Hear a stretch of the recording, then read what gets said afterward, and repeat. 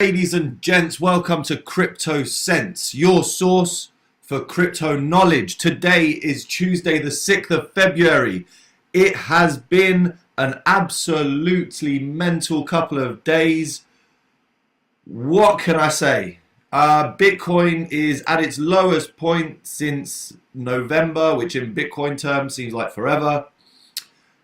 People are going mental. You're hearing all sorts of stories. People, giving into their fear, uncertainty, their doubt.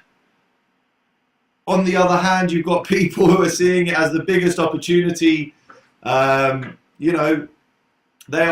accepting they may have bought at high prices, but they're also accepting that it's another opportunity to get back into the market. I mean, I haven't bought any Bitcoin in a while because, I thought I'd secured my position, right? But, well, at these prices, it's kind of tempting, right?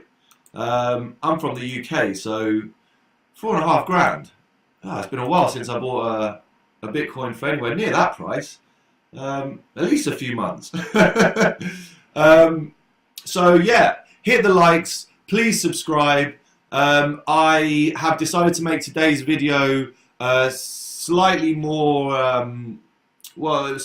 content packed, because it's been brought to my attention that sometimes I do news reviews, sometimes I try to go a bit more in depth in specific topics like the Monero V video. So I am going to try and indicate what type of video this is. Today I just wanted to go through a few headlines, a few tweets which caught my attention, and have a little discussion. Try and keep it short. I'm about to head out on a run. It's a nice day today, the sun's out, so I want to make the most of it, right? Okay, now before I do go into the first tweet, I just wanted to make a little observation, right? We've all had hard times in life. No one's going to say they've never had a hard time in their life, okay? And, often what you'll find is, most things follow a cycle. You get booms, you get busts.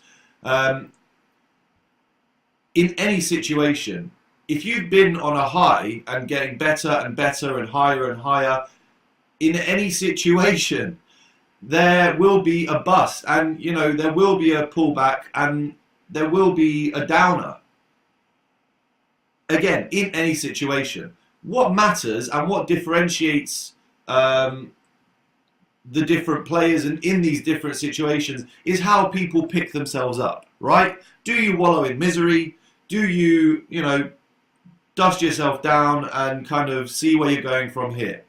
So let's move on to some stories. Coinbase, finally. This is big news, people. Those of you who aren't too sure what SEGWIT is, it is a way of increasing transaction speeds.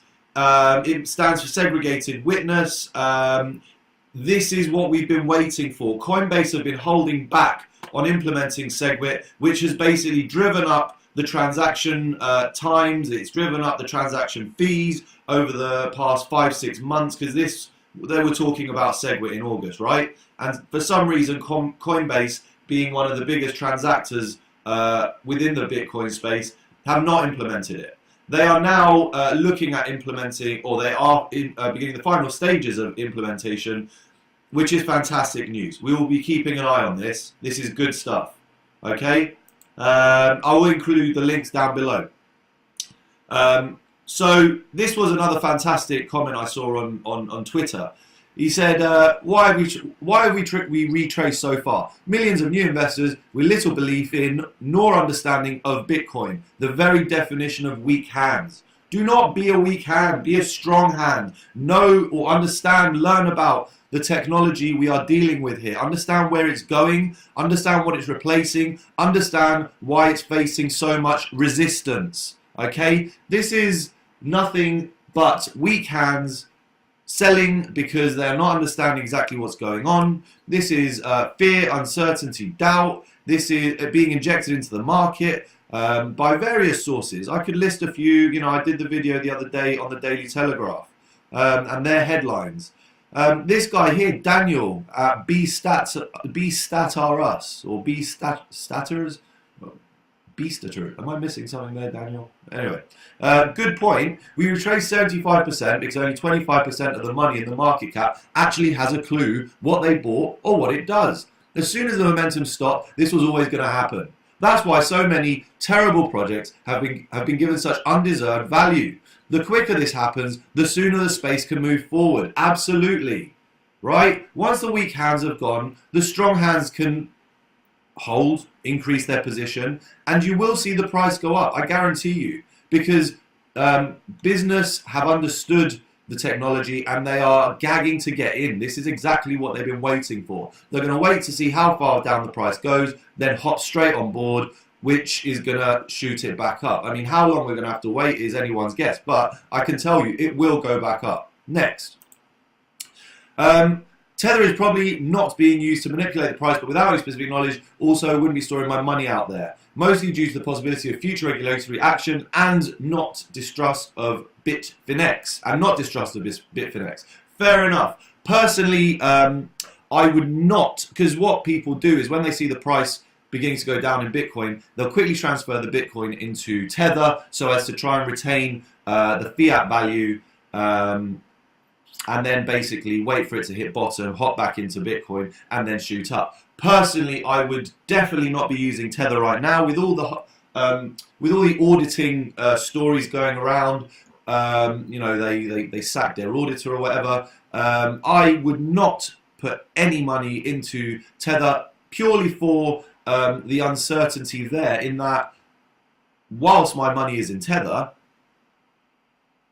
the whole project could be pulled. I mean, there's too many unknowns with regards to Tether for me right now. I wouldn't, you know, switch my Bitcoin into Tether anyway, but I definitely wouldn't. And if you are, please be aware of what you're doing. Please be aware of the situation. Know what you're getting into.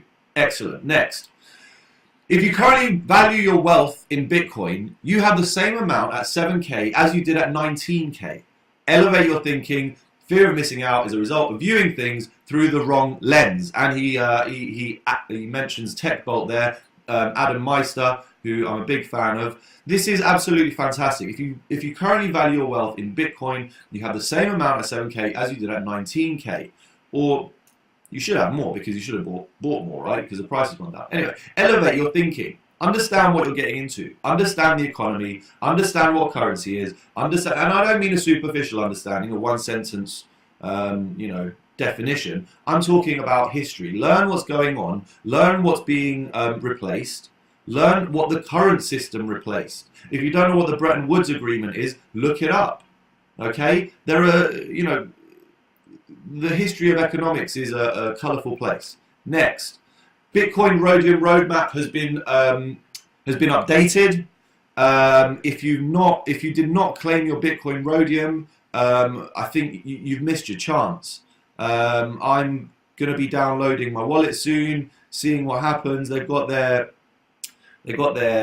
wallets up now.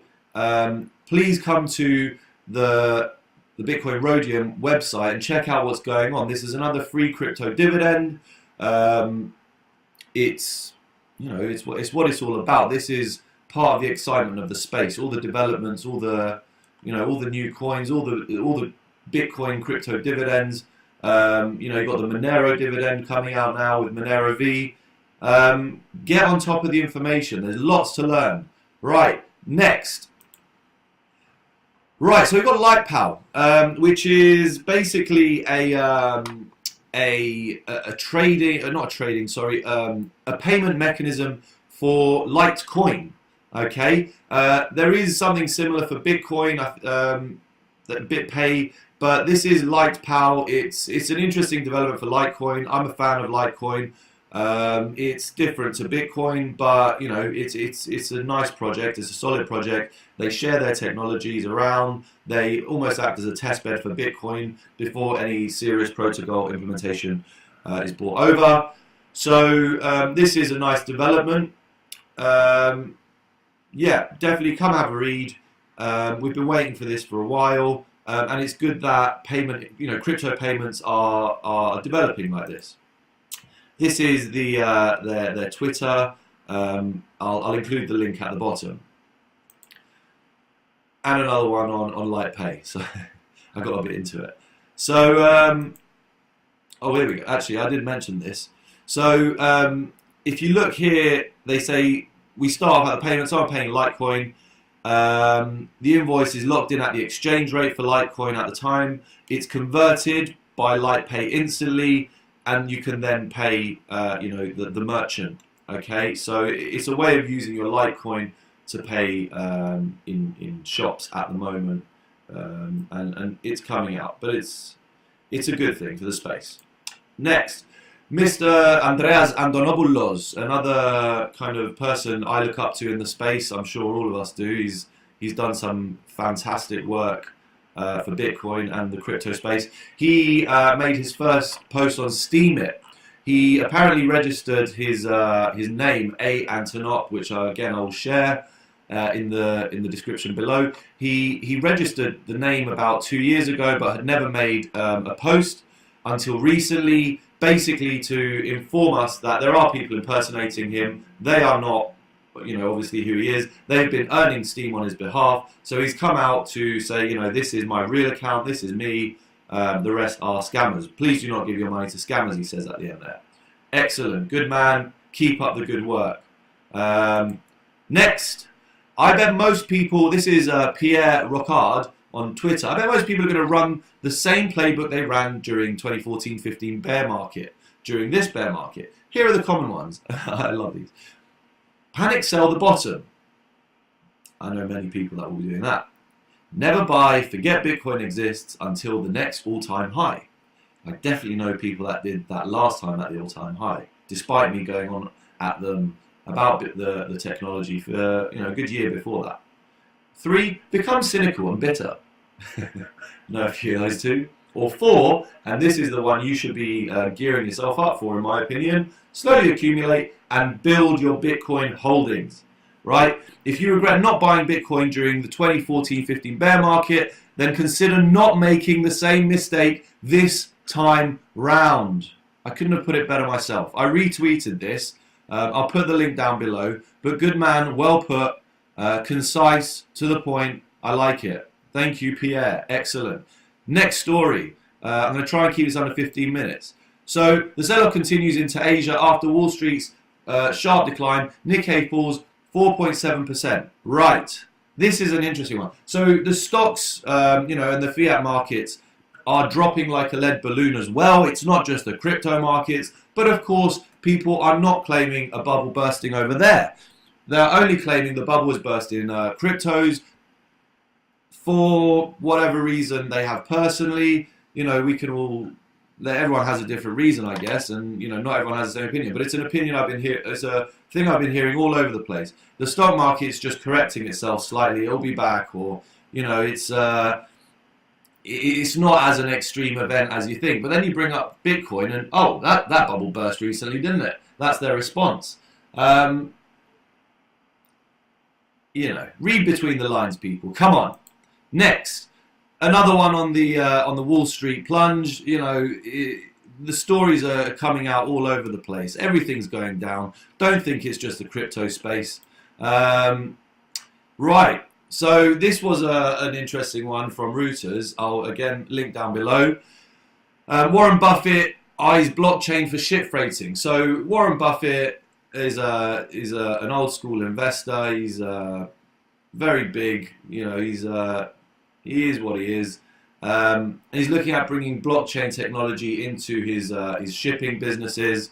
So blockchain is integrated. The technology itself is integrating itself into sort of commercial businesses, and this is good. People will start seeing the benefits of using a secure blockchain and start realizing that the applications are wider than just currency, although its application in currency is incredibly important, and will change things around the world. To be honest, it's banking the unbanked and unbanking the banked at the same time. Fantastic. Next story. I've got to move on. Bitcoin ATM installations now outpacing bank ATMs despite price drop. This, I love this. This was amazing. You know, I saw an ATM the other day. I took a selfie while I was using it. And, you know, I really like these. The more people see them, the more it's going to encourage people to get into the space. Hopefully they decide to do it before the price starts shooting up and take advantage of these low prices. Anyway, next. This was the mempool count. The mempool is pretty much at its lowest that it has been for a very long time. Since, I mean, it had a dip in the end of October, but this is fantastic. This is really good. The mempool, for those of you that don't know, is the memory pool. It is where the unspent transactions are resting, so to speak. And basically, the more full the memory pool, the longer it takes to send a transaction. The memory pool is nearly empty. Okay, this is great. It means your transactions go through faster. The pending transactions, transaction fees in Bitcoin coming right down. And of course the actual size of megabytes again down. So this is great. It means Bitcoin transactions will speed up. The average Bitcoin transaction fee has gone down. Great for the space.